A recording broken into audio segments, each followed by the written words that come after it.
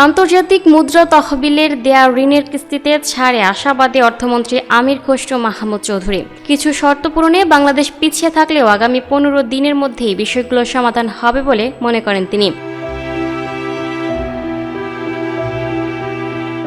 যুক্তরাষ্ট্রে IMF সদর দফতরে শুক্রবার 17 এপ্রিল দুটি টিমের সঙ্গে বৈঠক হয় অর্থমন্ত্রীর নেতৃত্বে ওয়াশিংটন ডিসিতে অবস্থান করা বাংলাদেশ মিশনের।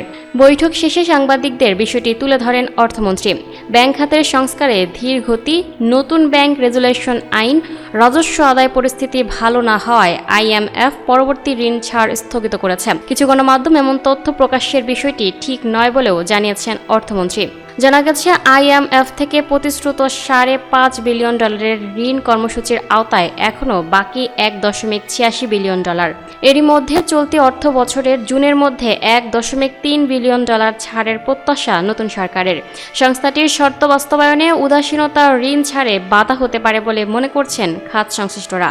গণঅভ্যুত্থানে ক্ষমতাচ্যুত শেখ হাসিনা সরকারের সময় 2023 সালে IMF এর সঙ্গে $4.7 বিলিয়ন ঋণ চুক্তি সই করে বাংলাদেশ। $470 কোটি ঋণ কর্মসূচি থেকে 2023 সালের 2 ফেব্রুয়ারি প্রথম কিস্তির $47 কোটি 63 লাখ পায় বাংলাদেশ। একই বছরের ডিসেম্বরে দ্বিতীয় কিস্তির $68 কোটি 10 লাখ এবং 2024 সালের জুনে তৃতীয় কিস্তির $115 কোটি পেয়েছে বাংলাদেশ।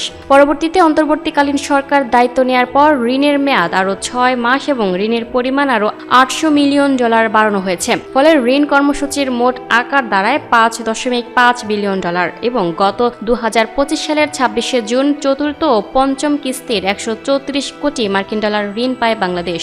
গত ডিসেম্বরে আরেকটি কিস্তি পাওয়ার কথা থাকলেও নির্বাচিত সরকারের সঙ্গে আলোচনা না করে ঋণের অর্থ ছাড় করার ব্যাপারে আপত্তি জানিয়ে তা আটকে রাখে সংস্থাটি। ডিসেম্বরের বকেয়া কিস্তির সঙ্গে আগামী জুনের একটি কিস্তি মিলিয়ে চলতি অর্থ বছরের জুনের মধ্যে বাকি $1.3 বিলিয়ন পাওয়ার আশা করেছিল বাংলাদেশ, যা নিয়ে তৈরি হয়েছে অনিশ্চয়তা।